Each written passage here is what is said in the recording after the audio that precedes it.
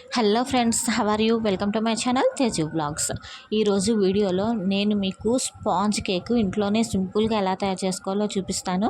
అంతకంటే ముందుగా మన ఛానల్ని ఇదే మొదటిసారి చూడటం అయితే ఇలాంటి మరిన్ని వీడియోస్ కోసం మన ఛానల్ని సబ్స్క్రైబ్ చేసుకోండి. ముందుగా ఒక గిన్నె తీసుకొని అందులో ఒక గ్లాసు పంచదార అయితే తీసుకోవాలి. మనం మెజర్మెంట్స్ ఏ గ్లాస్తో అయితే పంచదార తీసుకుంటున్నామో అదే గ్లాస్తో సేమ్ క్వాంటిటీతో పిండి కూడా తీసుకోవాలి. పంచదార తీసుకొని అందులో మనకి ఎన్ని ఎగ్స్ కావాలంటే అన్ని ఎగ్స్ని తీసుకోవాలి. నేనైతే 2 ఎగ్స్ తీసుకున్నాను. ఒక గ్లాస్ పంచదారకి 2 ఎగ్స్ సరిపోతాయి కాబట్టి నేను 2 ఎగ్స్ తీసుకున్నాను. అందులో కొద్దిగా నెయ్యి వేసి బాగా మిక్స్ చేసుకోవాలి. వాటిని పంచదార కరిగే వరకు బాగా బీట్ చేసుకోవాలి. ఆ తర్వాత మనం ఏ గ్లాస్తో అయితే పంచదార తీసుకున్నామో సేమ్ అదే గ్లాస్తో ఒక గ్లాస్ మైదా పిండి తీసుకోవాలి. ఒక గ్లాస్ పంచదారకి ఒక గ్లాస్ మైదా పిండి అయితే సరిపోతుంది. మైదా పిండి అవసరం వద్దు అనుకున్న వాళ్ళు గోధుమ పిండితో కూడా చేసుకోవచ్చు. రెండు టేస్ట్ చాలా బాగుంటాయి.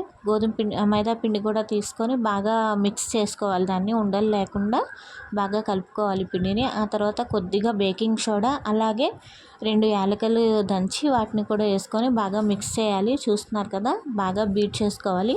ఇప్పుడు మనం ఏ గిన్నెలో అయితే కేక్ మేక్ చేయాలనుకుంటున్నామో ఆ గిన్నెకి కొద్దిగా నెయ్యి అప్లై చేసుకోవాలి. మొత్తం కేక్ అనేది ఈ గిన్నెకి అతుక్కోకుండా రావాలంటే మనం ఏదో ఒక నెయ్యి కానీ లేకపోతే నూనె కానీ డాల్డా కానీ ఏదో ఒకటి అప్లై చేసుకోవాలి. బౌల్కి అప్లై చేసుకొని మనం ముందుగా రెడీ చేసి పెట్టుకున్న మిశ్రమాన్ని ఆ బౌల్లో వేసుకొని ఈవెన్గా స్ప్రెడ్ చేసుకోవాలి. చూస్తున్నారు కదా, ఇలా ఒక బౌల్లోకి తీసుకొని దాన్ని ఆ బౌల్లో ఈవెన్గా అయితే స్ప్రెడ్ చేసుకోవాలి.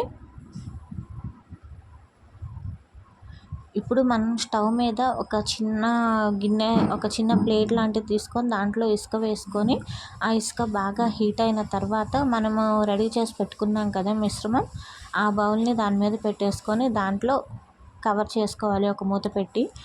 దాన్ని ఒక 15 to 20 మినిట్స్ వరకు లో ఫ్లేమ్లో కుక్ చేసుకోవాలి. మనము ఇట్లా పుల్ల కానీ లేకపోతే చాక్ కానీ పెట్టి గుచ్చి చూస్తే అది చాక్ అతుక్కోకుండా ఉంటే బాగా కుక్ అయినట్టు.